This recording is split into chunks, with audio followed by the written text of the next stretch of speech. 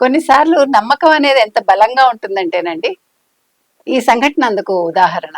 వైష్ణోదేవిలో 5 ఏళ్ల క్రితం ఒక అబ్బాయి తప్పిపోయాటండి. ఒక కుటుంబం అక్కడికి వెళ్తే. అయితే వాళ్ళు మాత్రం నమ్మకం కోల్పోలేదు. తమ కొడుకు కోసం వెతుకుతూనే ఉన్నారు, ప్రార్థనలు చేస్తూనే ఉన్నారు. వైష్ణోదేవిని కోరుకుంటూ ఉన్నారు. మా కొడుకుని ఎలాగైనా ఇవ్వమ్మా మాకని. వాళ్ళు ఇటీవల కాలంలో వైష్ణోదేవి దర్శనానికి మళ్ళా వెళ్ళారు. వెళితే చిత్రంగా అబ్బాయి అక్కడ కనిపించాడండి. ఫస్ట్ వాళ్ళ అమ్మాయి గుర్తుపట్టింది. తమ్ముడిని చూసి ఆ పిల్ల దుఃఖంతో ఇంకా మాటలు రాలేదు. తల్లి అయితే కళ్ళు తిరిగి పడిపోయింది కొడుకుని చూసి. అంటే ఆ సంతోషంలో. మేము నమ్ముకున్న దేవత, ముఖ్యంగా వైష్ణోదేవి మాకు చెయ్యి వదలలేదు. మా కొడుకుని మాకు అప్పచెప్పింది అంటున్నారు. అంటే పిల్లలు ఎందుకు తప్పిపోయారు అనే దానికి మనకు కారణాలు ఉండవు.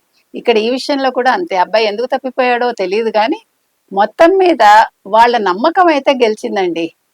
పిల్లలు ఒక్కసారి మాత్రం గుర్తుపెట్టుకోండి, మీకు కొంచెం ఊహ కనుక వస్తే, మీరు తప్పిపోతే ఎలాగో ఒకలాగా మీ తల్లిదండ్రులకు ఆ విషయాన్ని చేర్చండి. కనీసం మీ అడ్రస్ గుర్తుపెట్టుకోండి, మీ ఫోన్ నెంబర్ గుర్తుపెట్టుకోండి, దగ్గరలో ఉన్న పోలీస్ స్టేషన్కి వెళ్ళి కంప్లైంట్ చేయండి. మళ్ళా మీరు మీ అమ్మా నాన్నల దగ్గరికి వెళ్తారు, మీ కుటుంబ సభ్యుల్ని కలిసి మళ్ళా మీరు ఆనందంగా జీవిస్తారు.